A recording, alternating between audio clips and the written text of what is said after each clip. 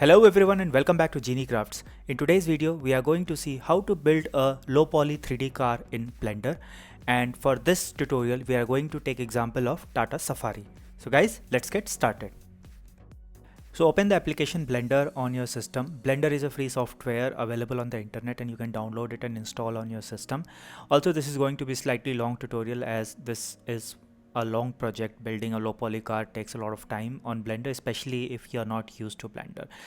I'm also going to start my screencast keys, which will allow you to see all the keyboard shortcuts that I'm utilizing and the mouse clicks that I'm doing. You will see all of them on the left bottom corner of the screen. So this will help you to keep up with the different actions that I'm taking on the Blender, while I also explain it on the screen in the video. To start with, go to the edit menu and click on the preferences. We need to enable the bool tool options. So in the search bar type bool tools and you will find that. Click on the checkbox, enable it, and then close the preferences menu. These options will be utilized later on when we are trying to build the tires for the car. Now once you have built it, then we start the actual modeling. As you can see that there is a cube at the center, but before we actually build anything, we need to add the reference images. We need to add the reference images in the front view, side view and the top view. So first we'll need to shift to those specific views before we add the reference images.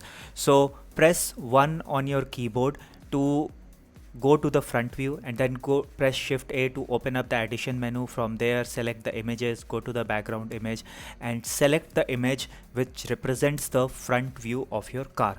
Once you have selected it, you will see the image in the background, but we'll also need to see how the car looks from the back side. So we are going to click on that y-axis. You see at the right hand top corner you see the axis options.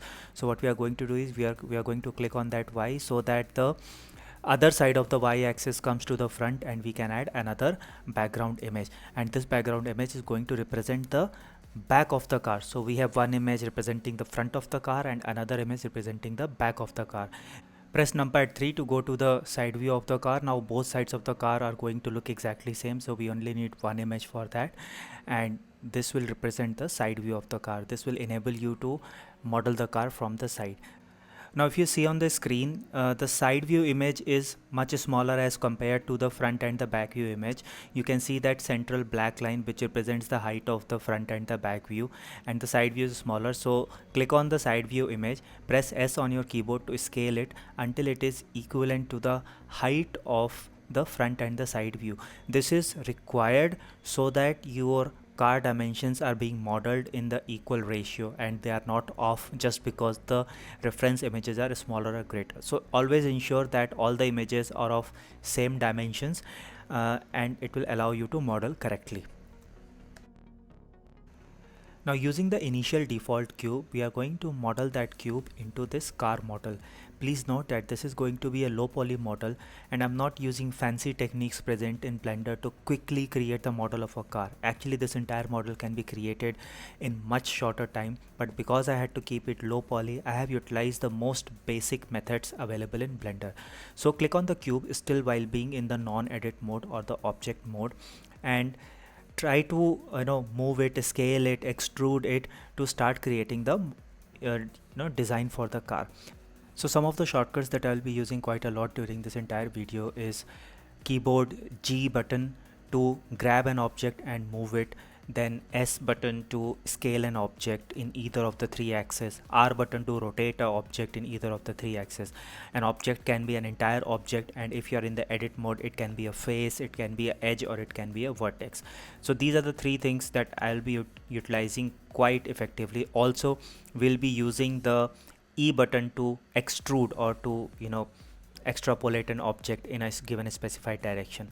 And while you are using these buttons, if you want to do something along a specific axis, then after that button you press the button for that axis. For example, I want to scale in the Y direction like I just did, then you press S and then Y, and then you move your mouse to do the required scaling. So as you just saw, I'm creating the bottom part of the body of the car. I have scaled that cube in the Y direction to create a flat bottom surface.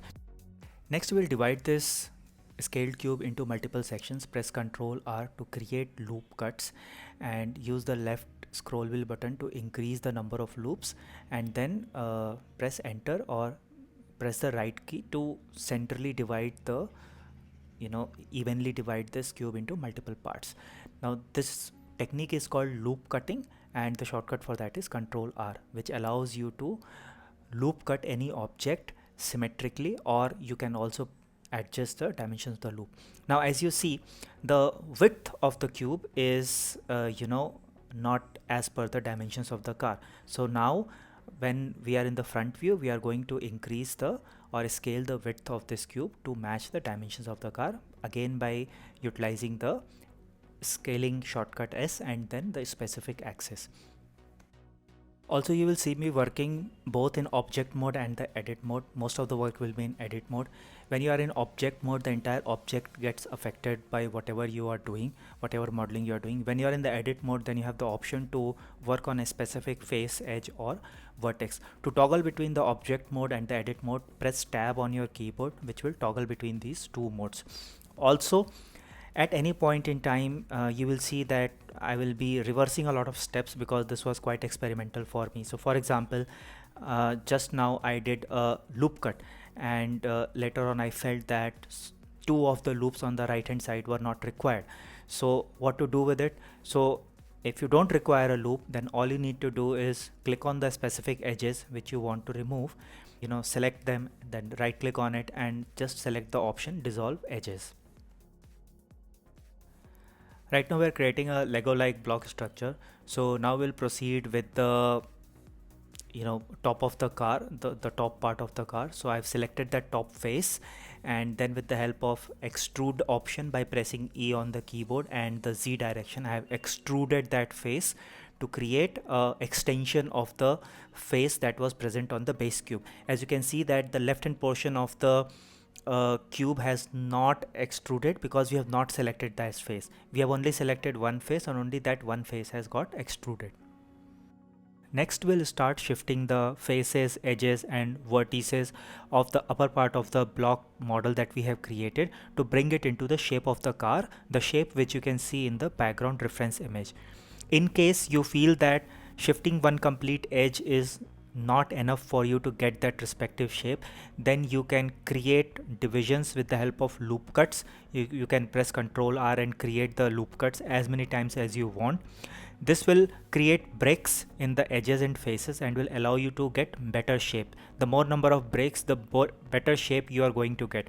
But the more loop cuts you will create, the more faces and polygons will keep on increasing in your low poly model. So you will have to find that right balance between the number of faces and the exact shape of the car. Since this is a low poly model, so I'm not completely worried about getting the exact right shape of the car. Even if the shape of the car is slightly here and there, I'm still okay with it. But what I'm definitely doing is that I'm using the background reference image and trying to align the edges with the edges of the background diagram. You can see that when I'm working, I'm able to see the background image. That is because I'm working in the X-ray mode. At the top right corner in your workspace, you will see those 3-4 buttons, 3 circles, and then there is a square button. So that is the X-ray mode, which enables you to see through your model and also see the background image. That's why I'm so precisely able to adjust the edges and just align it to the lines in the background diagram. So you can enable and disable it as per your convenience to see if you are getting the right shape or not.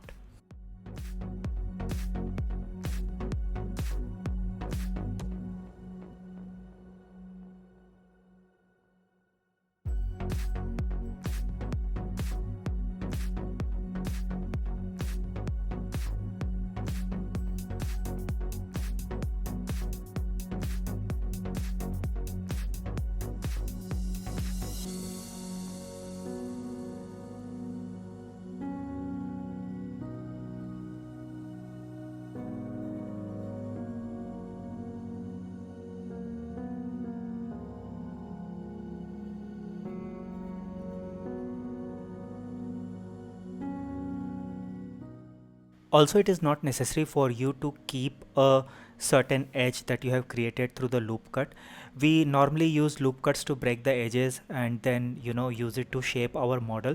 But the moment your requirement for a specific edge on a particular face is done, then you can always select that edge and you can dissolve it.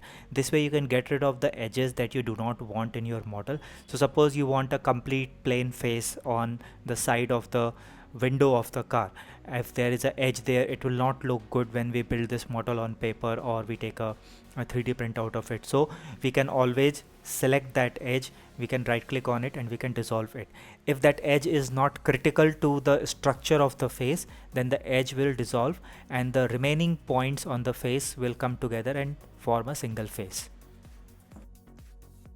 Next, get out of the edit mode, go into the object mode, click on the object, right click and select scale. I'll explain in a minute why we did that. What we are going to do now is to create the windows on both sides of the car. But right now, as you can see that my car is not in the X-ray mode. So first I'll go into the X-ray mode, and when I will select by creating a box through my mouse, what I am doing essentially is that I'm selecting the window area on this side as well as on the other side of the car, because the X-ray mode is enabled. And then by pressing I on the screen, I have created inset.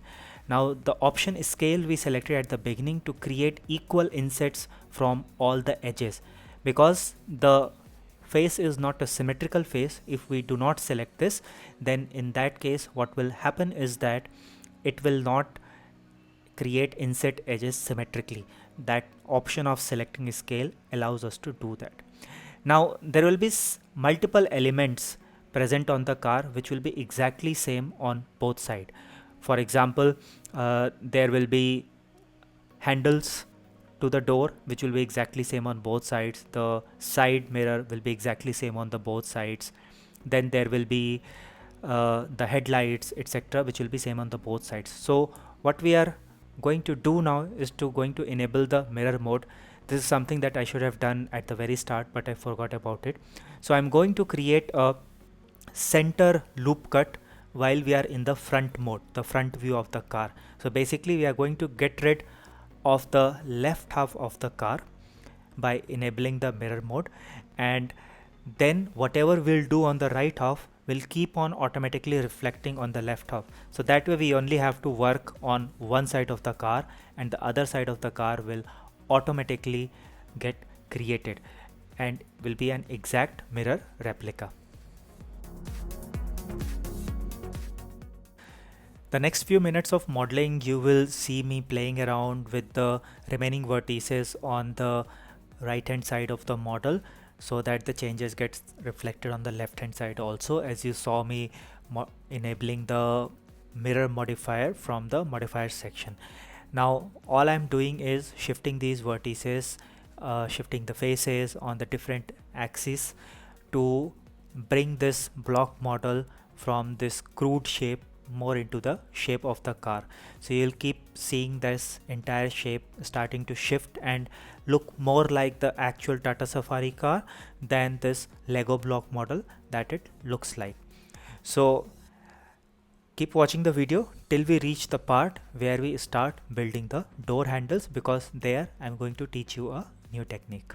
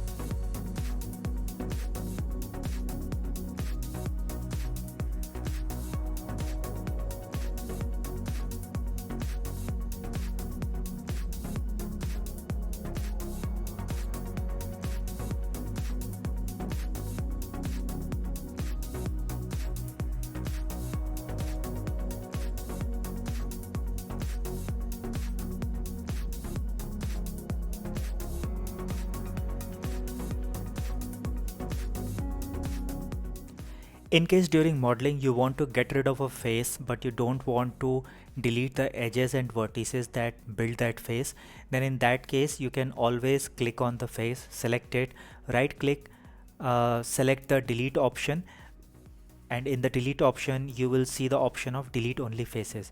So there are two ways in which you can do it. You can select the face, right click on it and select delete only faces, or you can also press X on your keyboard and this will also bring in the deletion menu and you can always select delete only faces. This will enable you to retain the vertices and the edges, and if you want to create new faces from a selected vertices, then select the vertices from which you want to create a face and then press F on your keyboard to create a new face.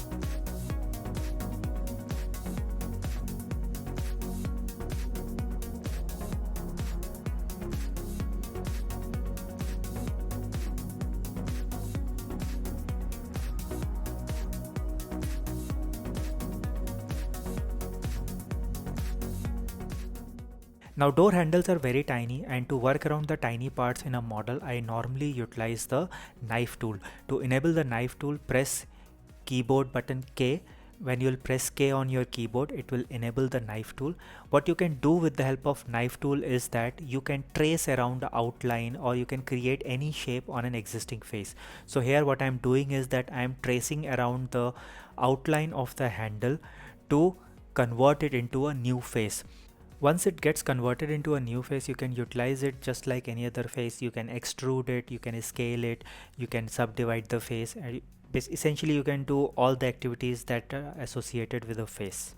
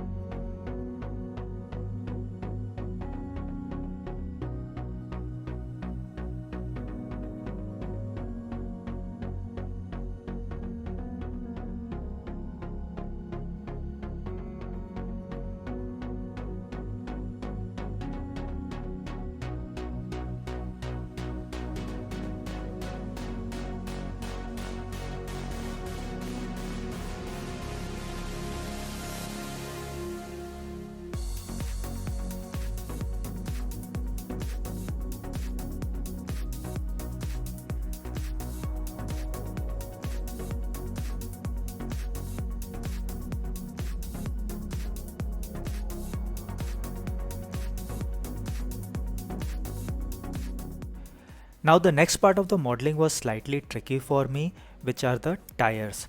It took me a lot of time to get it right, even though I saw a lot of tutorials, videos on internet on different ways of doing it. I ended up using the bool tool, the one which we added very initially at the very beginning of the video. Now we are going to utilize the bool tool. To add the tires, what I'm going to do is that I'm going to go back into the object mode, and then by pressing Shift A, I'm going to add a cylinder.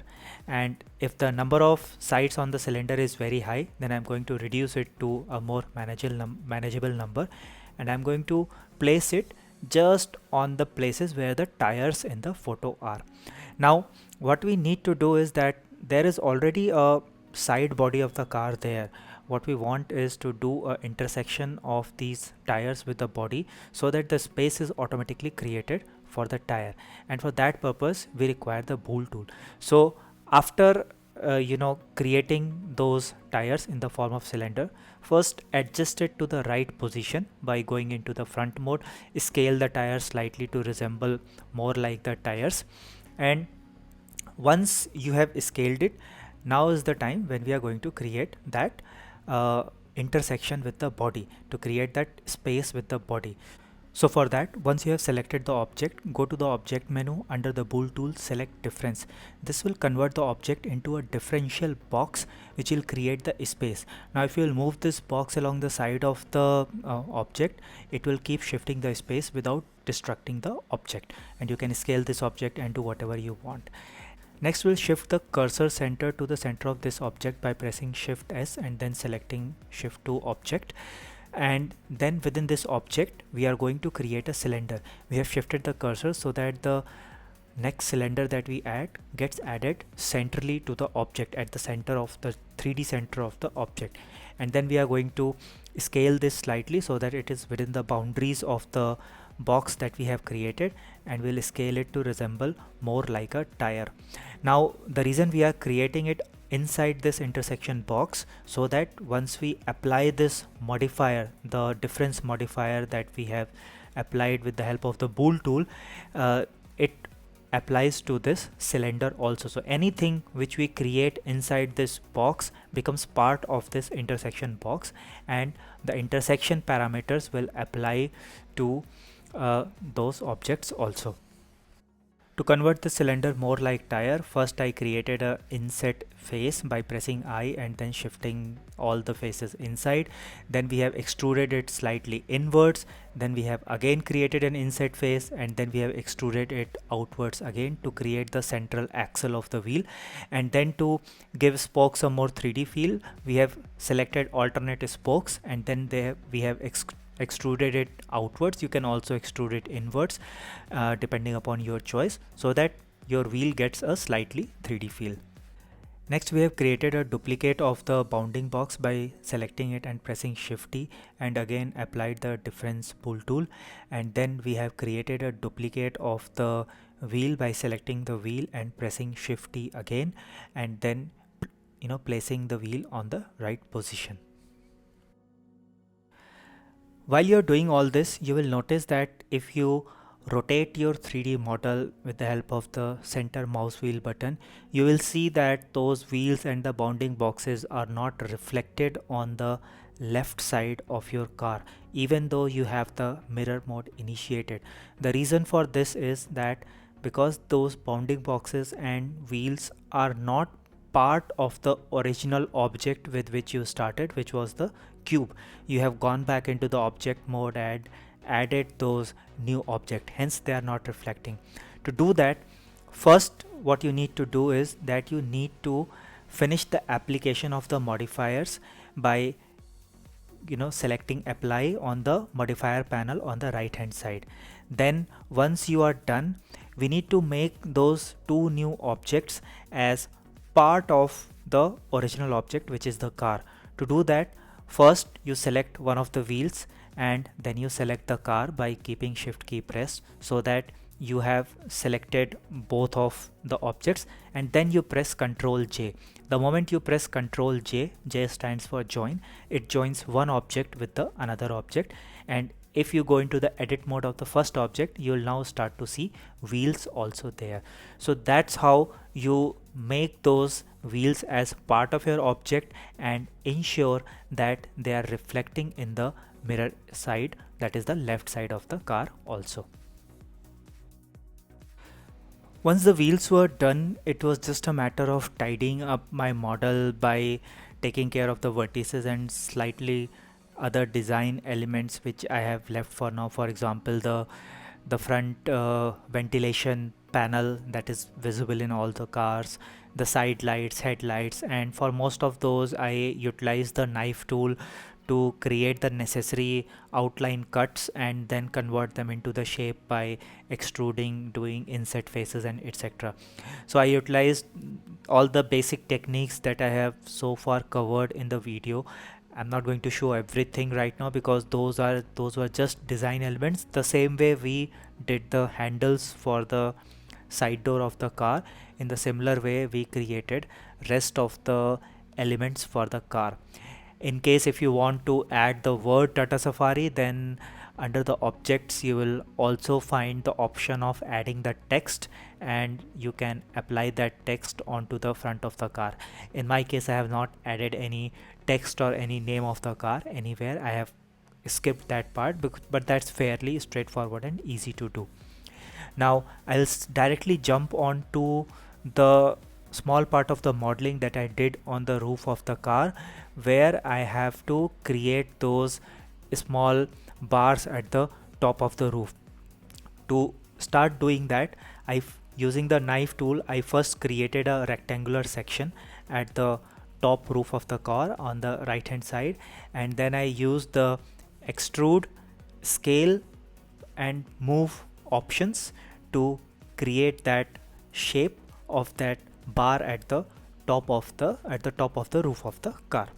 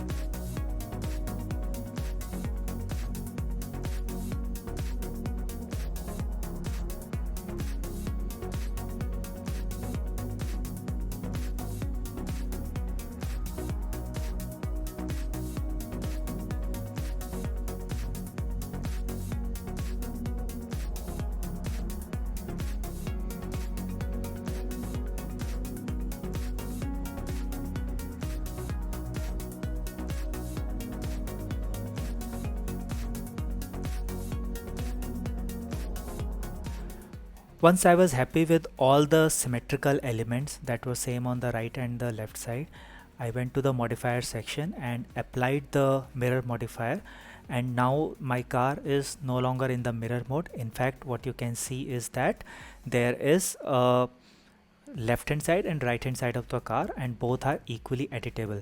Now there will be some parts of the car which will be divided because of the center reflection line in the mirror mode. So what you can do is that you can click on those edges, you can get rid of or dissolve those edges to make clean faces and clean surfaces.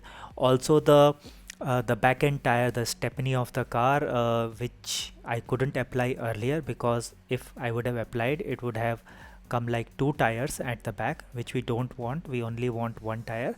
So all the other elements of the design, which are not symmetrical, which are only supposed to be either at the center of the car or on one side of the car, those you can take care of after you have applied the mirror modifier. So as you can see that my car is almost ready. I'm just now taking care of minor design elements to ensure that it is good looking. Now comes the time to color the car. To color the car, what you need to do is you need to go into the materials section on the right hand side, the bottommost option. You need to click on the plus to create a new material. Then you need to add that new material, give it a color, and whatever faces you want to color, you select those faces and apply that particular color. You can choose as many colors as you want to apply. You can make it multicolor car.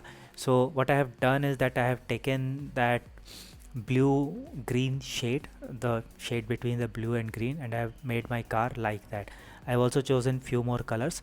So the way I go about coloring the faces of the car is that, or any object for that matter, is that whatever color is most utilized in the entire model, I first make my entire model with that color, and then I change the color of rest of the faces where I have to apply the different colors. So this is what you can see that I am doing, that I am selecting specific faces which require separate colors. So in case of tires we need black color, so I'm selecting those specific areas which need to be converted to black color, and then I will assign the black color to those areas.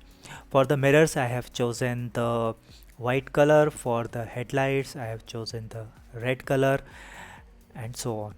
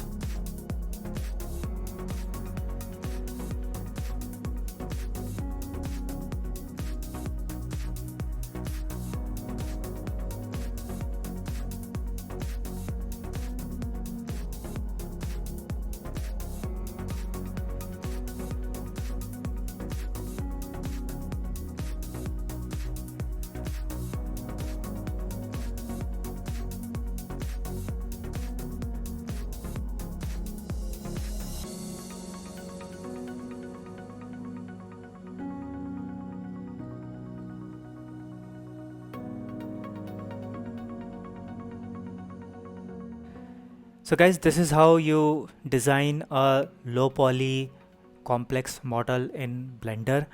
Obviously, I'm not an expert at Blender, so this is not the best technique. There might be other shortcuts, other better techniques to achieve the same result or even better result. But right now I don't have the knowledge to display those techniques, so I have gone with the basics that I'm aware about the Blender. But Blender is a wonderful tool to create these kind of low poly models. And actually I would not have gone ahead and created this model if one of my subscribers, VIP Tech, had not been behind me and asking me again and again. So I'm very thankful to him that he kept behind me, kept asking me to build this model, and he did not let up until I actually went ahead and completed this model and I prepared this tutorial. But I'm very happy that I did it, because I got to know a lot many more new techniques about Blender. I had to view a lot of tutorials to be able to prepare this model for you guys. So I hope you guys also learned something new from this video. I know this video was very long, but I didn't want to cut short any aspect of the video, so I have kept all the necessary elements and all the things that I did during the creation of this model. So once again, I hope you guys found this video useful. If you guys liked the video, then please don't forget to hit the like button and share this video with your friends. Also do subscribe to my channel for regular videos on paper arts, Blender arts, string arts, and all the other variety of arts. And I will see you guys very soon in my next video. Till then, stay safe, take care, and bye bye.